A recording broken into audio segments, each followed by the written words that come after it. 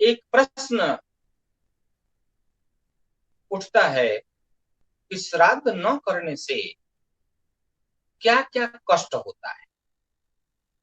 उन कष्टों के बारे में शास्त्रों के क्या मत हैं, पुराणों के क्या मत हैं, ऋषियों महर्षियों के क्या मत हैं, इस पर विचार करने के लिए आज हम आपके समक्ष उपस्थित हैं। ये तो निश्चित है कि श्राद्ध न करने वाले को कष्ट होगा, क्योंकि इसके पूर्व के प्रकरण में हमने यह स्पष्ट किया है कि दुख के मुख्य कारणों में से एक मुख्य कारण है स्व कर्तव्य कर्म का निर्वाह नहीं करना। आपके लिए जो कर्तव्य कर्म है उस कर्म का आप निर्वाह कर रहे हैं या नहीं कर रहे हैं। यदि कर रहे हैं तो वो सुख प्राप्ति का लक्षण है, और नहीं कर रहे हैं तो दुख प्राप्ति का लक्षण। तो शास्त्र कहते हैं कि श्राद्ध न करने वाले को पग पग पर कष्ट। मृत प्राणी बाध्य होकर के श्राद्ध न करने वाले अपने सगे संबंधियों का रक्त चूसने लगते हैं।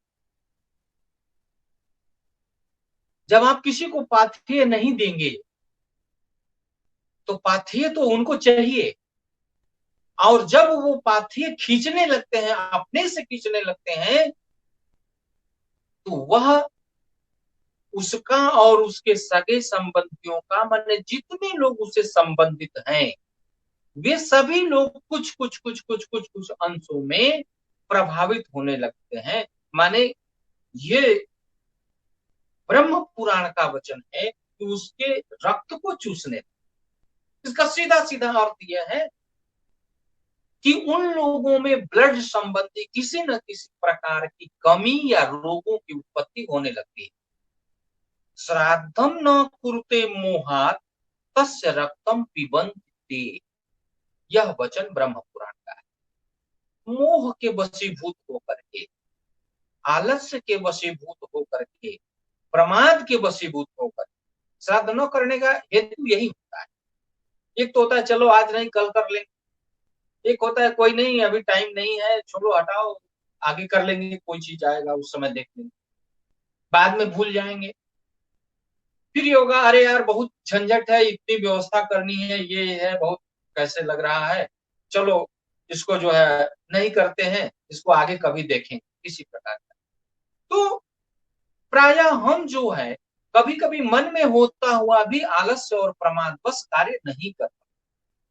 मोह से जो व्यक्ति ऐसा करता है उसके रक्त का उसके पितर पिबंती पान कर, उसके रक्त का अवशोषण कर।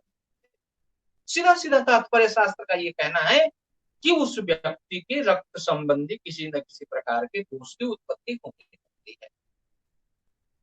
और साथ ही नागर खंड में वर्णन मिलता है कि वो पितर शाप देते, क्या पितरः तस्य शापम दत्वा प्रयान्च, पितर उसके श्राप दे करके चले जाते हैं कि जाओ दुखी हो जाओ, कष्ट में पड़ो। तो इसी प्रकार से अभिशप्त परिवार को जीवन भर कष्ट ही कष्ट झेलना पड़ता है।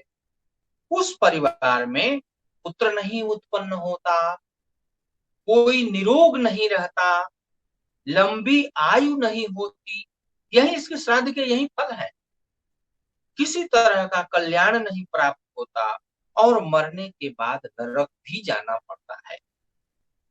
आप कहेंगे कि ये कहीं का वचन है या आप अपने मन से? मित्रों, मैं अपने मन से नहीं कह रहा हूं। अपने मन से कहने वाला मैं क्यों, मैं कौन? मैं और आप एक हम लोग सामान्य प्राणी हैं, लेकिन जिस वचन को ऋषियों महर्षियों ने कहा है उस वचन को तो हमें मूल्यवान मानना ही पड़ेगा। क्योंकि हरित स्मृति इस संदर्भ में कहती है कि नौ तत्र वीरा जायन्ते नारोग्यम न सदा, माने वहां वीर नहीं उत्पन्न होते, अर्थात जो संतान उत्पन्न होती है वो वीर नहीं होती, उसकी कई तरीके से आप व्याख्या कर सकते हैं। वीर होने का मतलब संतान दुर्बल होती है, संतान पक्ष में किसी न किसी प्रकार की न्यूनता देखने को मिलती है, कोई न कोई बाधा खड़ी हो जाती है, कोई न कोई रोग उत्पन्न हो जाता है, आरोग्य की प्राप्ति नहीं होती। कहने का मतलब स्वास्थ्य समीचीन नहीं होता। न शतायुषः, न वह व्यक्ति शतायु होता है। शतायु माने दीर्घायु, अधिक से अधिक आयु की कल्पना स्वस्थ रहते हुए लोग करते रहते हैं, उसकी प्राप्ति होनी चाहिए। तो कहा कि उसकी प्राप्ति नहीं होती है, इसके कारण न श्रेयोधिगच्छन्ति, श्राद्ध नहीं करने से व्यक्ति जो है श्रेय को भी प्राप्त नहीं करता है। यत्र श्राद्धम विवर्जितम, जहां पर श्राद्ध को वर्जित माना गया है, जहां श्राद्ध ठीक ढंग से संपादित ही नहीं किया जाता। हरित स्मृति तो कहती है कि श्राद्धम एतन न कुर्वाणो नरक प्रतिपद्य। विष्णु स्मृति का ये वचन, विष्णु स्मृति क्या कहती है? विष्णु कौन है? स्मृतिकार है।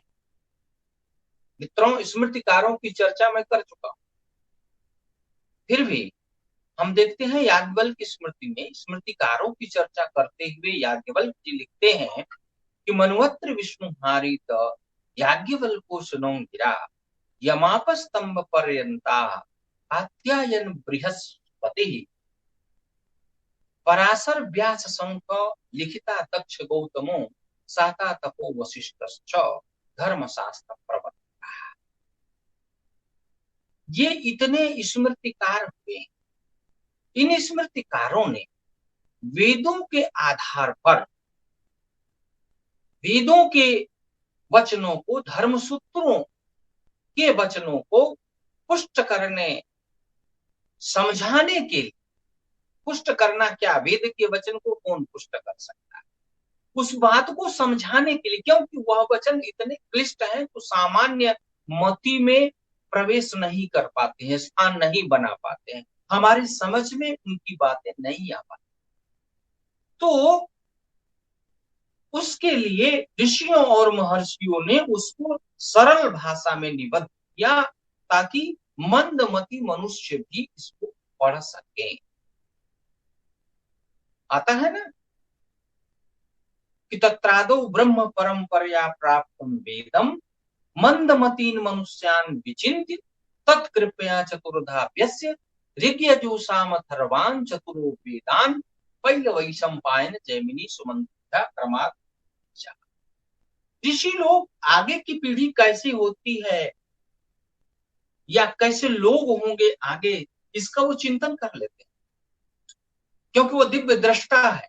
दिव्यम ददामि ते चक्षु, तो दिव्य दृष्टा है, इसलिए उनको आगे और पीछे की सारी बातें उनको ज्ञात हो जाती, उसके अनुसार आगे मनुष्य मंद मतिस्थ होंगे। इसके लिए उनको थोड़ा सुगम भाषा में कोई चीज समझा दी जाए जिससे वह उसका लाभ उठा सके। इस प्रकार से विष्णु स्मृति का वचन और हरित स्मृति का वचन आप लोगों के समक्ष उपस्थित किया गया। तैत्तिरीयोपनिषद में भी एक वचन मिलता है 1:11 में, क्या?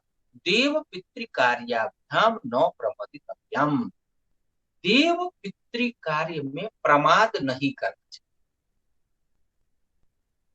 देव ऋण, ऋषि ऋण और पितृ ऋण, मुख्यतः 3 ऋणों की चर्चा हुई।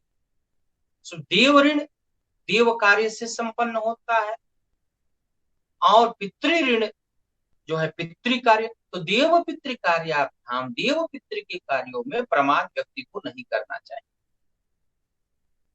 उसी तरह ऋषि ऋण भी है। ऋषि ऋण है कि जो आप प्राप्त कर रहे हैं समाज से विद्या के रूप में, उस विद्या को अनेक लोगों तक पहुंचाइए, उस विद्या का दान करिए, उस ज्ञान को और बढ़ाइए ताकि कोई अज्ञानी न रह जाए, कोई मूर्ख न रह जाए।